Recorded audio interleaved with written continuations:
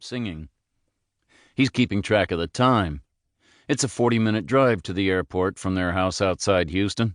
He wants to get her there at least 90 minutes before her flight is scheduled to depart. She's flying to Bozeman, Montana. She's been planning the trip for months. It's a retreat on a ranch, yoga and meditation and riding horses. It's designed just for women, so there was never any thought of Sean going along. The first time she mentioned the trip, it made him uneasy. "It's a long way," he said. Molly nodded. "Sure."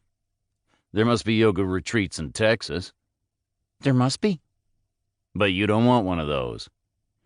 "I want this one," she said. "Montana's not against the rules." "I know." "You worry too much." He couldn't argue with that, so he said nothing. "You think about it," she said. "If you don't want me to go, I won't go." She didn't bring it up again. He's sure she would have let it drop. But later that week, one night before they went to bed, he told her, "You should go. It's not against the rules." She takes a while getting ready, long enough for Sean to shower and dress and fry 2 eggs and make toast. He eats his breakfast standing in the kitchen. She's already had hers, fruit and yogurt. She left him a bowl of grapes. He eats some of those too, carrying the bowl into the bedroom. He lingers there, leaning against the oak dresser at the foot of the bed. It's long and low, 6 drawers and 2 rows of 3. It's the first thing he made when he and Molly moved into this house. Molly is in the bathroom fixing her hair. Sean watches her in profile through the open door. She's dressed casually for her flight, jeans and a sky blue sweater. She's taking a final look at herself in the mirror, and the palm of her right hand comes to rest on her stomach, just above the buckle of her belt. It only stays there for a moment, but Sean sees it. It's a gesture he remembers. 2 years ago she got pregnant, and sometimes he would catch her in front of the mirror, her hand coming up to rest there, as if to remind herself that it was real. She never had the baby. She lost it after 3 months. She cried for a week, in bed with the curtains closed.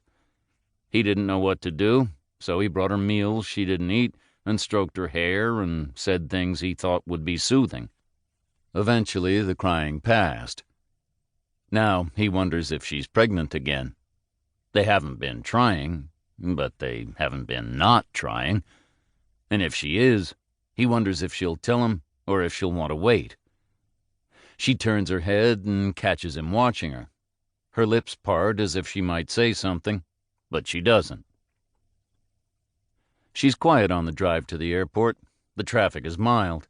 He pulls up in front of the terminal and gets out to lift her suitcase from the trunk, kisses her and holds on to her.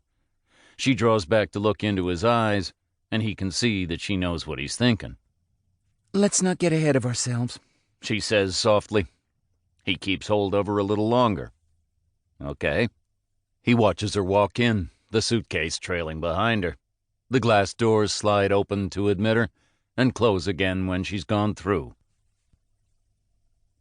When Sean arrives back home, he leaves the car in the driveway and raises the garage door.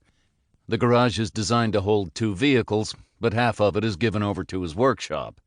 A long bench holds the pieces of his latest project, an armoire he's building for a dentist in Houston. He puts on some music, The Strokes, Is This It?, and gets to work. The armoire is based on an 18th century design, but he's modernized it, made the lines cleaner. There's trim on either side of the doors that's meant to resemble tall, stylized pillars. There are 2 drawers at the bottom, each with a diamond-shaped ornament on its face. Today, he's working on the feet for the piece. They're broad and rounded at the bottom and narrow at the top. He turns them on the lathe, starting with blocks of cherry and cutting away everything that doesn't belong. It takes patience to make them match. He works until the early afternoon. When he stops, it's because he's feeling restless, and he realizes he missed his usual morning walk. He closes the garage and drives out to Bear Creek Park. The park covers 2,100 acres, 15 miles west of Houston. It has pavilions and tennis courts, fields for soccer and softball. There's even a small zoo.